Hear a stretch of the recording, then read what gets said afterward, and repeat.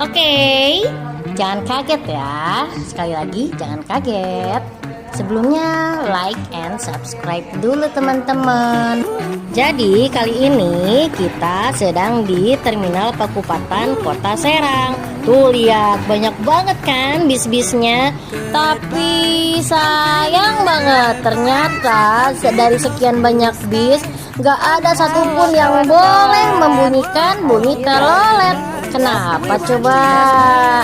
Nah, di sini ada himbauannya ya. Kita baca bersama, tidak boleh membunyikan telolet. Nanti didenda 500.000. Oh my god, ternyata nggak ada teloletnya.